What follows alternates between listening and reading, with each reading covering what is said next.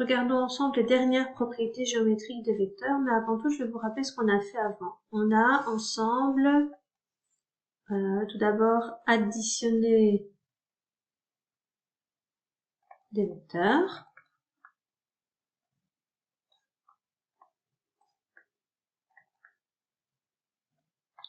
À l'aide soit de la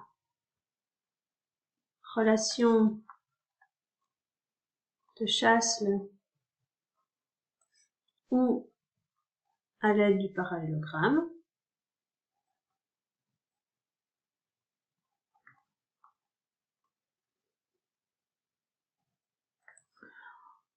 On a également soustrait des vecteurs. Et je vous rappelle que soustraire des vecteurs revient à additionner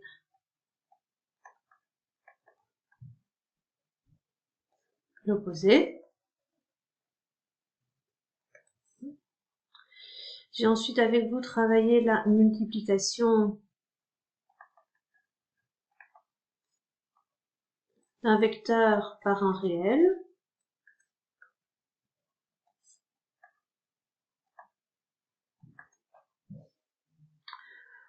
Et on a travaillé de deux manières, hein, et la dernière, c'est celle que vous avez travaillée hier, notamment Thalès. Voilà. Voilà ce qu'on a fait jusqu'à présent en ce qui concerne les propriétés géométriques des vecteurs. J'ai bien sûr vu la notion de vecteurs égaux, vecteurs opposés, tout ça, hein, donc ne l'oubliez pas, mais tout ça est englobé là-dedans.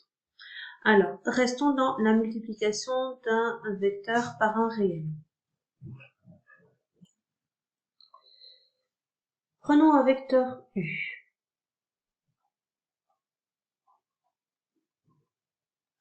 Si je viens multiplier ce vecteur U par un réel, j'ai deux possibilités. Identifions tout d'abord la direction du vecteur U. J'ai deux possibilités, c'est-à-dire en fonction du signe du réel K, vous allez obtenir un vecteur de même direction. Je vais conserver la direction du vecteur U, donc celle-ci. Mais si K est strictement positif, nous allons obtenir un vecteur KU qui aura, en plus de la même direction, le même sens. Je vais le noter V. Si K est strictement négatif, je vais obtenir un vecteur de même direction que le vecteur U, mais cette fois-ci, le sens sera de sens contraire. Je vais le noter W.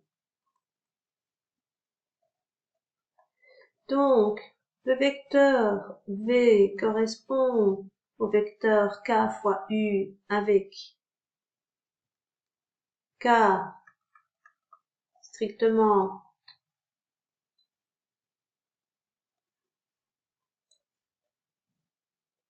positif.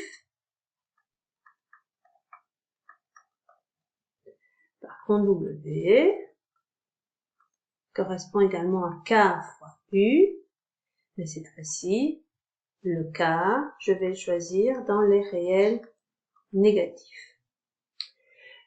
Quel que soit le signe de K, vous avez d'office des vecteurs de même direction, et ça, c'est important. Lorsque vous avez des vecteurs de même direction, vous répondez d'office à cette relation vectorielle entre deux vecteurs. Cette relation vectorielle est une égalité. Et bien, dès que vous répondez à cette relation vectorielle, vos vecteurs sont dits collinéaires. Donc les vecteurs V et U sont des vecteurs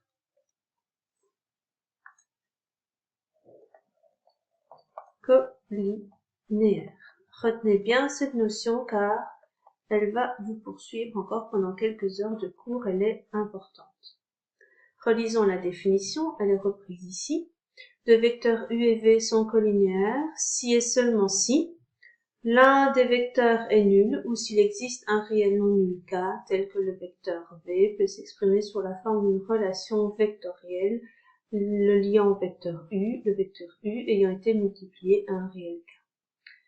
Alors, vous avez une première partie ici dans la définition dont je n'ai pas parlé. Le vecteur, si un des deux vecteurs est le vecteur nul, bah, effectivement, c'est ici, le vecteur nul est d'office collinéaire à tous les vecteurs, quels qu'ils soient. Prenons le vecteur U. Effectivement, quel est le réel avec lequel je dois multiplier le vecteur U pour obtenir le vecteur nul? Ben, c'est 0.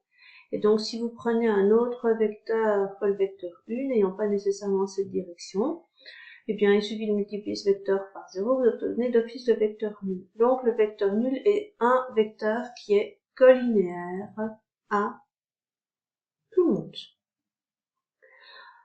Manière plus simple de vérifier si les vecteurs sont collinéaires, sans pour autant vérifier cette relation vectorielle, eh bien, il suffit sur le schéma de vérifier s'ils ont la même direction. Si vos vecteurs sont dessinés, on voit tout de suite si la direction est la même ou pas.